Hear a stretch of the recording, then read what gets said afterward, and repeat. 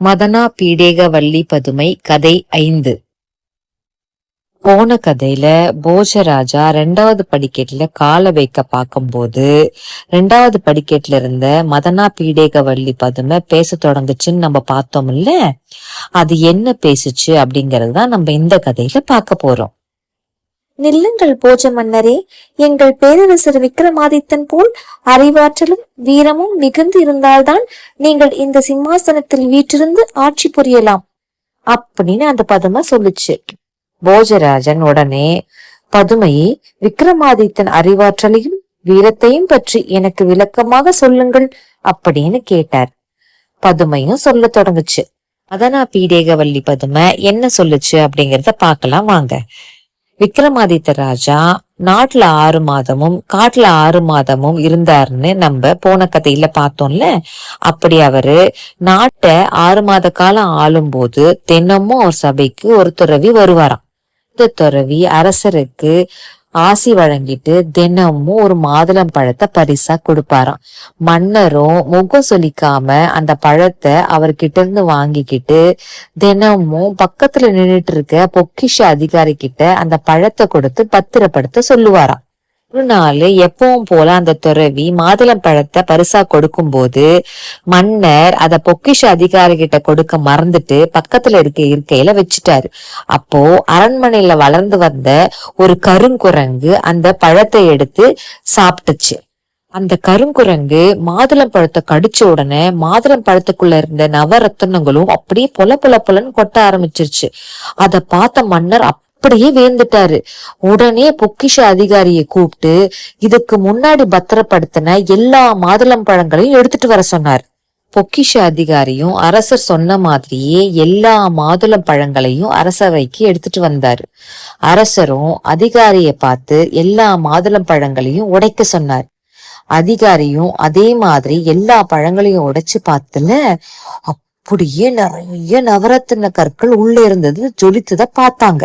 இத பார்த்து ஆச்சரியப்பட்ட ராஜா உடனே ஒரு சிறந்த நவரத்தின வியாபாரியை அழைச்சு இந்த கற்களை எல்லாத்தையும் சோதிச்சு பார்க்க சொன்னார். அந்த வியாபாரியும் அந்த கற்களை எல்லாத்தையும் சோதிச்சு பார்த்தார். பார்த்த வியாபாரி உடனே அரசர்கிட்ட, அரசே, இந்த நவரத்தின கற்கள் எல்லாம் விலை மதிப்பற்றவை. உங்கள் நாட்டையே விலை பேசினாலும் இதற்கு மதிப்பாகாது அப்படின்னு சொன்னாராம். அரசருக்கு ரொம்ப கவலையா போச்சான். இவ்வளவு மதிப்பான மாதுளம் பழத்தை கொடுத்த துறவிக்கு நாம எதுவுமே செய்யலையேன்னு ரொம்ப கவலைப்பட்டாராம். மறுநாளும் அந்த துறவி அதே மாதிரி ஒரு மாதுளங்கனியோட அரசவைக்கு வந்தாராம்.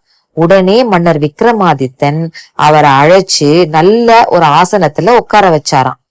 முனிவரே, எந்த விதமான உதவிகளையும் எதிர்பாராமல் தொடர்ந்து விலை மதிப்பற்ற பரிசை கொண்டு வந்திருக்கிறீர்களே, நான் உங்களுக்கு எந்த விதமான கைமாறும் செய்யவில்லையே.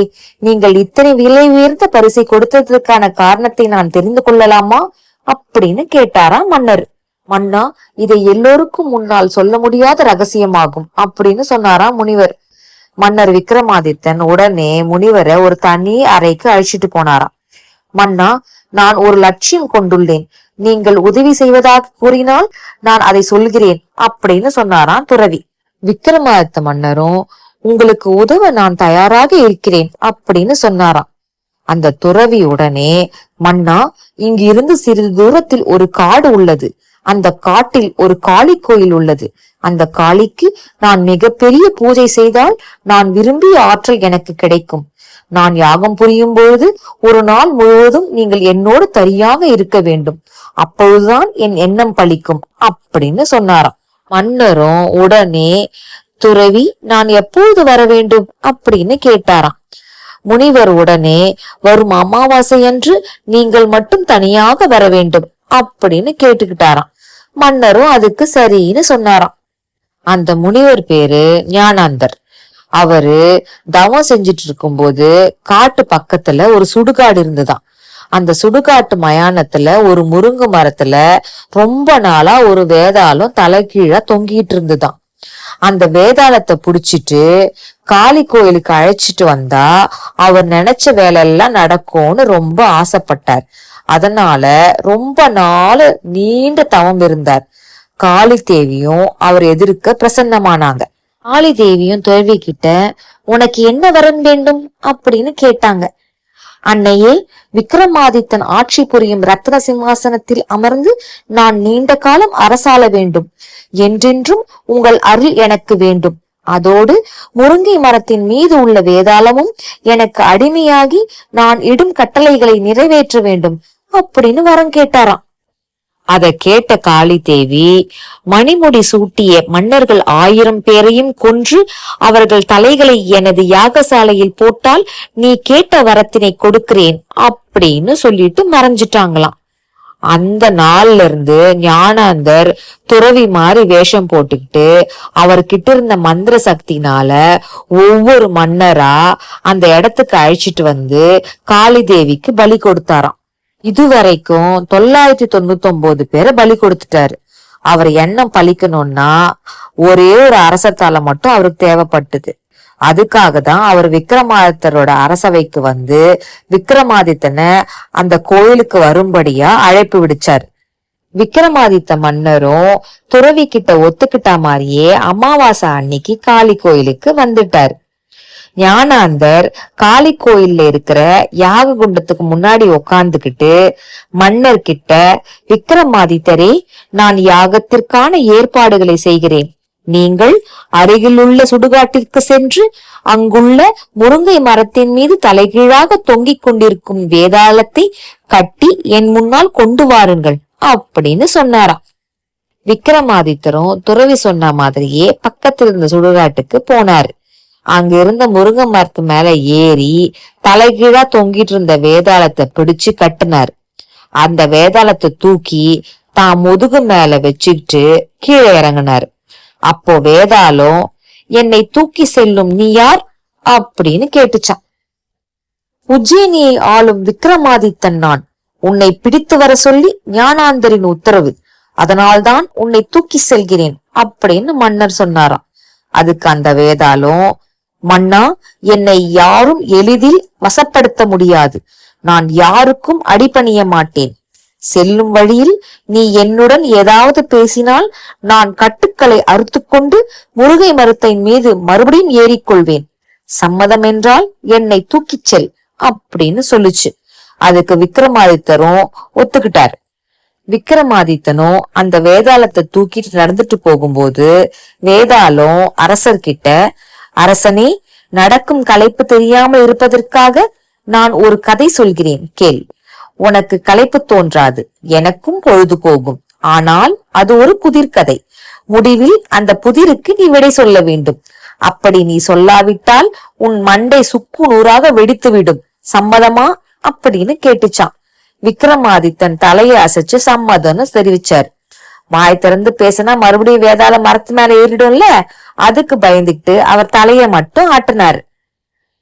வேதாளமும் கதைய சொல்ல ஆரம்பிச்சது. கதை ரொம்ப சுவாரஸ்யமா இருந்தது. விக்ரமாதித்தரும் கதையை ரொம்ப ரசிச்சு கேட்டாரு. வேதாளம் கதைய சொல்லி முடிச்சு ஒரு புதிரையும் கேட்டுச்சு. இந்த புதிருக்கு விக்ரமாதித்தர் பதில் சொல்லலன்னா அவரோட தலை சுக்குநூறா வெடிச்சிரும். சுக்குநூறா வெடிச்சு இறந்து போறதுக்கு பதிலா புதிருக்கு விட சொல்லிட்டா மிஞ்சி மிஞ்சி போனா அந்த வேதாளம் முருங்கை மரத்து மேல போய் ஏறிக்கும். அரசர் திருப்பியும் அத கொண்டு வந்துடலான்ற நினைப்புல புதிருக்கு சரியான விடையையும் சொன்னாரு. அரசர் விடை சொன்ன உடனே வேதாளம் கட்டுக்கள் எல்லாம் அறுத்துக்கிட்டு முருங்கை மரத்துக்கு மேல மறுபடியும் ஏறிக்குச்சு. விக்ரமாதித்தர் மறுபடியும் முருங்கை மரத்துல தொங்கிட்டு இருந்த வேதாளத்தை கட்டி தன் முதுகு மேல சுமந்து நடக்க ஆரம்பிச்சார். வேதாளம் மறுபடியும் ஒரு கதைய சொல்ல ஆரம்பிச்சுது. அந்த கதை முடிஞ்ச உடனே மறுபடியும் ஒரு புதிரை கேட்டுச்சு.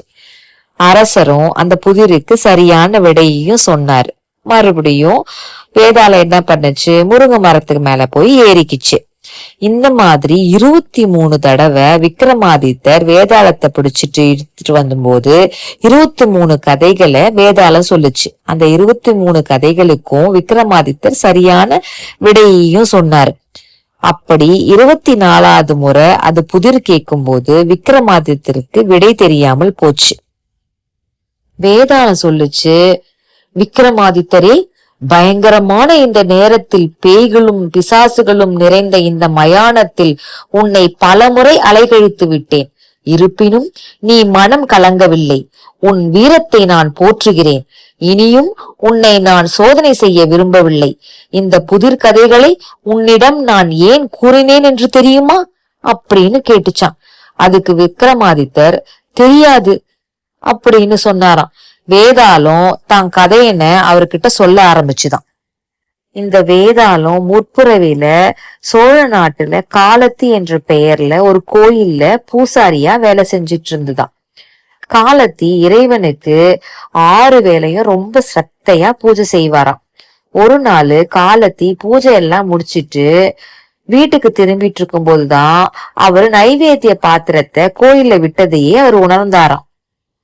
அந்த நைவேத்திய பாத்திரத்தை எடுக்கிறதுக்காக காலத்தி மறுபடியும் கோயிலுக்கு திரும்பி போனாரு. அப்போ கோயில் கர்ப்ப கிரகத்திலிருந்து பேச்சு குரல் கேட்டது. இது என்னடா இந்த நேரத்துல பேச்சு குரல் கேக்குதேன்னு சொல்லிட்டு அவர் உன்னிச்சு கேட்ட போதுதான் அவருக்கு புரிஞ்சது கர்ப்ப கிரகத்துல சிவனும் பார்வதியும் பேசிக்கிட்டு இருக்காங்க அப்படிங்கிறது. சிவன் பார்வதிக்கு கதைகளை சொல்லிக்கிட்டு இருந்தாரு. காலத்தி அந்த கதைகளை உத்து கேட்டுட்டு இருந்தாரு. ஒவ்வொரு கதை முடியும் போதும் ஒரு புதிர் சொல்லி அதுக்கு விடை சொல்லுமாறு பார்வதி தேவி கிட்ட சிவனும் கேட்டாரு. பார்வதி அம்மாவும் 23 கதைகளோட புதிர்களுக்கும் சரியான விடைகளை சொன்னாங்க. ஆனா 24வது கதைக்கு புதிர் கேட்கும் போது அவங்களால விடை சொல்ல முடியல. அப்போ சிவன் சொன்னாரு, இதற்கான விடையை யாருமே சொல்ல முடியாது அப்படின்னு சொன்னாரு. எல்லா கதையும் கேட்டு முடிச்ச பிறகு எதுவுமே நடக்காது போல காலத்தி உள்ள போய் நெய்வேத்திய பாத்திரத்தை எடுத்துக்கிட்டு வீட்டுக்கு திரும்பிட்டாரு. வீட்டுக்கு திரும்பறதுக்கு ரொம்ப நேரம் ஆனதுனால அவங்க மனைவி ஏன் இவ்வளவு தாமதம் அப்படின்னு கேட்டாங்க. அதுக்கு காலத்தி, சிவபெருமான் பார்வதி தேவிக்கு கதைகளை சொல்லிக் கொண்டிருந்தார், அதை கேட்டு கொண்டிருந்தேன், அதனால் நேரம் போனதே தெரியவில்லை அப்படின்னு சொன்னார்.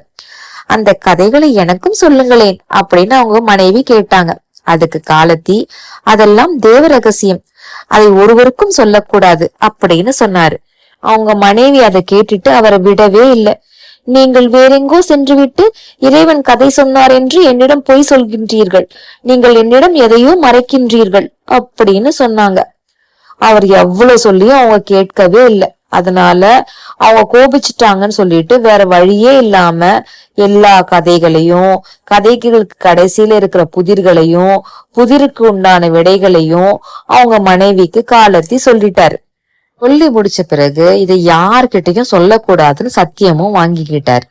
ஆனா அவங்க மனைவி அந்த சத்தியத்தெல்லாம் மறந்து மீறி எல்லா கதையிலையும் ஊர்ல இருக்க எல்லார்கிட்டையும் சொல்லி பரப்பி விட்டுட்டாங்க. மறுநாள் காலத்தி கோயிலுக்கு போகும்போது சிவபெருமான் அவர்கிட்ட ரொம்ப கோச்சிட்டாரு. நான் பார்வதி தேவிக்கு சொன்ன கதைய நீ ஒட்டு கேட்டதே ரொம்ப தப்பு. ஆனா அதோட நில்லாம நீ உன் மனைவி கிட்டயும் அந்த கதைய சொல்லி ஊர் முழுக்க பரவ செஞ்சுட்ட, அதனால நீ வேதாளமா போயிடு அப்படின்னு சொல்லிட்டு சாபம் விட்டுட்டார். காலத்தி உடனே, இறைவா, தெரியாமல் செய்த பிழையை மன்னித்தருள வேண்டும். காலமெல்லாம் உங்களுக்கு தொண்டு செய்து வந்த எனக்கு இத்தனை பெரிய தண்டனையா அப்படின்னு சொல்லி கேட்கிறார். உடனே இறைவன், காலத்தி, உஜ்ஜயினி பட்டணத்திற்கு அருகே உள்ள கானகம் ஒன்றில் காளி கோயில் ஒன்று உள்ளது. அதற்கு அருகே ஒரு மயானம் உள்ளது. அந்த மயானத்தில் உள்ள முருங்கை மரத்தில் நீ தொங்கிக் கொண்டிருப்பாய். ஞானாந்தன் என்பவன் மூலமாக விக்ரமாதித்தன் என்ற மன்னன் உன்னை தூக்கிச் செல்ல வருவான். அவனிடம் இந்த 24 கதைகளையும் சொல். 23 கதைகளுக்கும் விடை சொல்லிவிட்டு 24வது கதைக்கு பதில் தெரியாமல் விழிப்பான். அவன்தான் விக்ரமாதித்தன் என்று புரிந்து கொள். அத்தகு வீரனான விக்ரமாதித்தனை ஞானாந்தன் வஞ்சகமாக கொல்ல சூழ்ச்சிகள் செய்வான். நீ விக்ரமாதித்தனை காப்பாற்றி கடைசி வரை அவனுக்கு துணையாக இருந்து முடிவில் என்னை சேர்வாயாக அப்படின்னு இறைவன் சொல்றார். வேதாளம் கதைய சொல்லி முடிக்கும் போது விக்ரமாதித்தனுக்கு ஞானாந்தன் மேல அப்படி ஒரு கோவம் வருது. உடனே வேதாளம் விக்ரமாதித்தரை பார்த்து, விக்ரமாதித்தா, ஆத்திரப்படாதே, வஞ்சகத்தை வஞ்சகத்தால் தான் வெல்ல வேண்டும் அப்படின்னு சொல்லுது. அதுக்கு விக்ரமாதித்தர் என்ன செய்யணும்னு சொல்லிட்டு திருப்பி வேதாளத்துக்கிட்டயே கேக்குறார். வேதாளமும் ஒரு யோசனை சொல்லுச்சு. நான் கூடு விட்டு கூடு பாயும் வித்தை தெரிந்தவன். நான் என் ஆவியை பிரித்து வேறு உடலில் பாய்ந்து விடுகிறேன். நீ என் சரீரத்தை மட்டும் கொண்டு போய் ஞானாந்தரின் முன்னால் போடு. உன்னை குளித்து முடித்து வந்து யாக குண்டத்தின் முன் வணங்கச் சொல்வான். அப்படி வணங்கும் போது உன் தலையை துண்டித்து யாக குண்டத்தில் போட்டு விடுவான். ஆனால் நான் சொல்கிற மாதிரி நீ செய் அப்படின்னு சொல்லிட்டு வேதாளும் யோசனை சொல்லுது. வேதாளம் என்ன சொல்லுச்சோ விக்ரமாதித்தனும் அப்படியே செஞ்சாரு. குளிச்சுட்டு முழிச்சிட்டு வந்த விக்ரமாதித்தனை பார்த்த ஞானானந்தன், விக்ரமாதித்தா, நெஞ்சான் கிடையாக விழுந்து யாக குண்டத்தை வணங்கு, காளி தேவி உனக்கு அருள் புரிவாள் அப்படின்னு சொன்னான். அதுக்கு விக்ரமாதித்தன், ஐயனே, இதுவரை நான் அந்த மாதிரி யாரையும் வணங்கியதில்லை. முதலில் நீங்கள் விழுந்து காட்டினால் அதன்படியே செய்கிறேன் அப்படின்னு சொன்னாராம். ஞானானந்தனும் விக்ரமாதித்தன் கேட்டபடியே யாக குண்டத்துக்கு முன்னாடி அப்படியே நெஞ்சாங்கடையா விழுந்து காட்டினார்.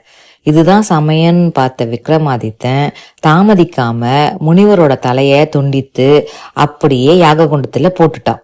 காளி தேவியும் தோன்றினாங்க. விக்ரமாதித்தனை பார்த்த காளி தேவி அவரை பார்த்து, விக்ரமாதித்தனே, செயற்கரிய இந்த யாகத்தின் பலன் ஒரு கொடியவனுக்கு சென்று அடைய போகின்றதே என்று வருந்தினேன். நீ அதிலிருந்து தப்பியதும் அல்லாமல் அந்த கொடியவனையும் கொன்றுவிட்டாய். எனவே இந்த யாகத்தின் பலன் முழுவதும் உன்னையே சாரும். உனக்கு வேண்டிய வரத்தினை கேள் அப்படின்னு சொன்னாங்களாம். விக்ரமாதித்தரும் காளி தேவிய பார்த்து, அன்னையே, துறவியால் கொல்லப்பட்ட 999 பேரையும் உயிர்ப்பித்து தர வேண்டும். இதுவே நான் உங்களிடம் கேட்கும் வரம் அப்படின்னு கேட்டாராம். காளி தேவியும் விக்ரமாதித்தன் கேட்ட வரத்தை கொடுத்தாங்களாம். அத்தனை அரசர்களும் உயிரோட வந்துட்டாங்களாம். எல்லாரும் ரொம்ப மகிழ்ச்சியாயி விக்ரமாதித்தரை வாழ்த்தி அவங்கவுங்க நாட்டுக்கு போயிட்டாங்களாம். வேதாளமும் விக்ரமாதித்தன் கூட அவருக்காக வேலை செய்யறதுக்காக அவர் கூடயே வந்துருச்சான். இந்த கதைய மதனாபிஷேகவள்ளி பதுமை சொல்லி முடிக்கிறதுக்குள்ள இரவு நேரம் ஆயிடுச்சான். அதனால போஜ மன்னரால அடுத்த படிக்கட்டுல கால் எடுத்து வைக்க முடியாம போனதுனால திரும்பி போயிட்டாராம். மறுநாள் 3வது படிக்கட்டுல கால் வைக்கிறதுக்காக போஜ மன்னர் அந்த சிம்மாசனத்தை கால் வைக்க போகும்போது அந்த படிக்கட்டுல இருந்த கோமலவள்ளி பதுமை பேச ஆரம்பிச்சாதான். அது என்ன பேசிச்சுங்கிறத நம்ம அடுத்த கதையில பார்க்கலாமா?